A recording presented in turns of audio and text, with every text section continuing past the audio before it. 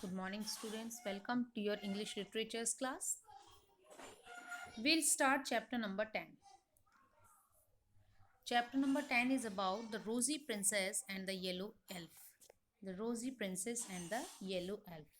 तो ये जो स्टोरी है बच्चों, ये किसके बारे में है? रोजी प्रिंसेस के बारे में और एक येलो एल्फ है उसके बारे में. अब इसमें देखते हैं. रिफ्लेक्ट है. What colours have you noticed in the early morning sky and the evening sky. कि आप जब सुबह जब आकाश देखते हैं और जब शाम के समय आकाश को देखते हैं तो आपने क्या कभी उनके कलर्स को नोटिस किया है कि सुबह जब मॉर्निंग होती है तो कैसा कलर होता है और या इवनिंग होती है तो कैसा कलर होता है. तो आप बताइए कैसा कलर होता है. येलो कलर होता है. जब हम सुबह उठते हैं देखते हैं जब सन राइजिंग हो रहा होता है तो येलो कलर का आकाश होता है उससे पहले. अब जैसे शाम को जब वो सेट हो रहा होता है ना, सूरज अस्त हो रहा होता है तो भी येलो कलर का हो जाता है. Once there lived an elf. एक बार कौन रहता था कहीं पर? एक एल्फ रहता था. ठीक है. He was yellow all over right up to his nose. और वो कैसा था? अपनी नोज तक कैसा था? येलो कलर का.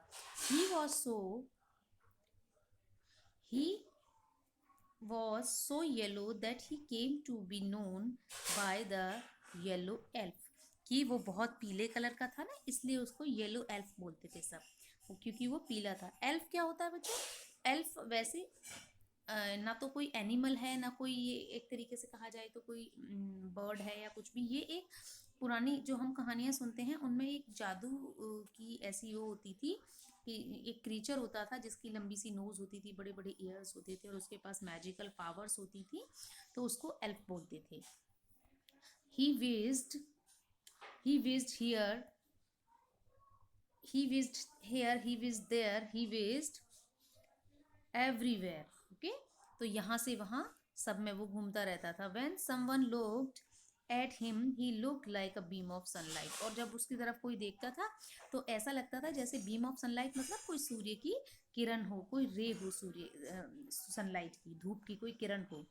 he would splash his color onto the buttercups and made them bright and yellow.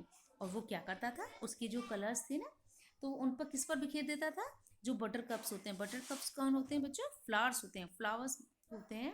उनको बोलते हैं बटर कप्स. तो जब वो अपनी जो सनलाइट जो कलर था उसका जब वो बटर कप्स पे डालता था तो वो कैसे हो जाते थे? बहुत ही ब्राइट और येलो कलर के.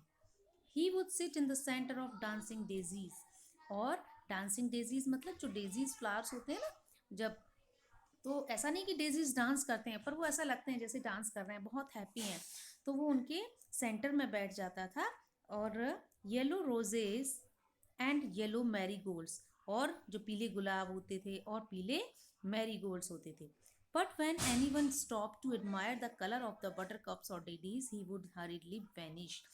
और जब कोई भी जो किनकी जो फ्लावर्स थे ना उनको एडमायर करना कोई बंद कर देता था तो वो वैनिश हो जाता, मतलब जल्दी से गायब हो जाता था.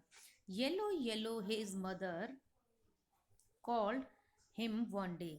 उसकी मदर ने एक दिन उसको पुकारा येलो येलो, क्योंकि उसका नाम येलो था ना इसलिए. येलो वेयर आर यू, कि आप कहाँ हो.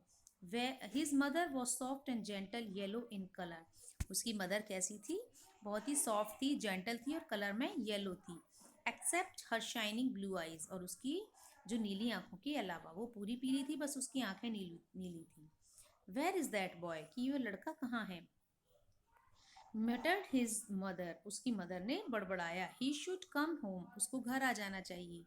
ही इज ऑलवेज विजिंग अराउंड, हमेशा बाहर ही घूमता रहता है. Finally yellow come home shining as bright as ever. और फाइनली जो येलो था ना वो घर आया और वो कैसा था?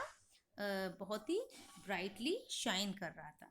तो बच्चों इसके आगे की वीडियो में मैं इसका बाकी का जो पार्ट है ना वो आपके साथ डिस्कस करूँगी, और तब तक आप इसको एक बार चैप्टर को रीड करिएगा.